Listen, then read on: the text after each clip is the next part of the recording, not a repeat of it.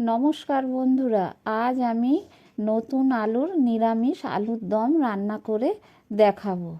এটি খেতে খুব ভালো লাগে, রুটি, লুচি, পরোটা সব কিছুর সাথেই খেতে খুব ভালো লাগে।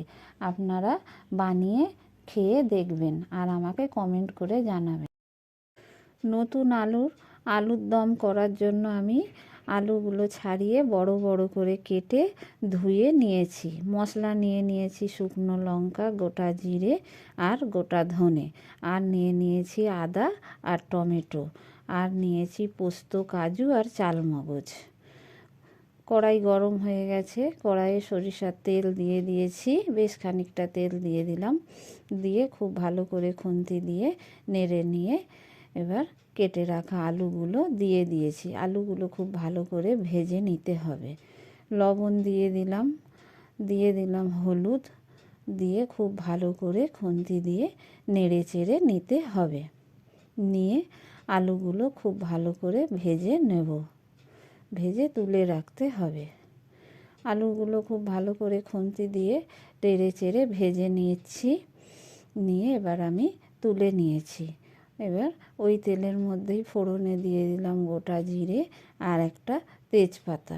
ফোড়নটা খুব ভালো করে ভেজে নিয়ে দিয়ে দেবো পেস্ট করা মশলাটা। এবার দিয়ে দিচ্ছি পেস্ট করা মশলা দিয়ে দিলাম লবণ, হলুদ দিয়ে খুব ভালো করে মশলাটা আমি কষিয়ে নেব। মশলাটা কষানো হয়ে গেলে দিয়ে দিলাম কেটে রাখা টমেটোটাও একটু ভাজা ভাজা করে নিয়ে আমি দিয়ে দেব ওই পেস্ট করা কাজু, পোস্ত আর চালমগজ। দিয়ে দিয়েছি একটু চিনি, সামান্য একটু চিনি, যাতে স্বাদটা ভালো হয়। এবার দিয়ে দিলাম পেস্ট করা কাজু, পোস্ত আর চালমগজ। দিয়ে মশলাটা আবারও খুব ভালো করে আমি কষিয়ে নেব। মশলা দিয়ে তেল ছেড়ে আসা পর্যন্ত কষাতে থাকবো। এবার আমি দিয়ে দিলাম মশলা বেটে রাখা একটু জল, দিয়ে আবার ভালো করে মশলাটা আমি কষিয়ে নিয়েছি। নিয়ে দিয়ে দিলাম ভেজে রাখা আলুটা দিয়ে খুব ভালো করে মশলার সাথে আমি কষিয়ে নেব। মশলার সাথে কষিয়ে নিয়ে এবার দিয়ে দিলাম পরিমাণ মতো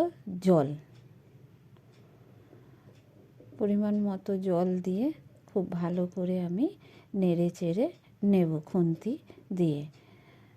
দিয়ে খুব ভালো করে নেড়ে চেড়ে নিয়ে দিয়ে দিচ্ছি মটরশুঁটি দিয়ে এবার দিয়ে দিলাম স্বাদ মতো লবণ। দিয়ে এবার আমি একটু গরম মশলাও দিয়ে দিয়েছি। দিয়ে বেশ কিছুক্ষণ আমি ফোটাতে থাকবো। আলুর দমটা ফুটছে। আলুর দমটা খুব বেশি ঝোলও হবে না, আবার একেবারে শুকনোও করব না, একটু গ্রেভি থাকবে। কিছুক্ষণের জন্য ঢেকে দিলাম। ঢাকা খুলে নিয়েছি। এবার খুন্তি দিয়ে একটু নেড়ে চেড়ে নেব। আলুগুলো খুব ভালোভাবে সেদ্ধ হয়ে গেছে। এবার কিছুক্ষণ পরেই আমি নামিয়ে নেব। আলুর দম রান্না হয়ে গেছে। দেখুন কত সুন্দর ফুটছে, দেখতে কত সুন্দর লাগছে। এবার আমি নামিয়ে নিয়েছি।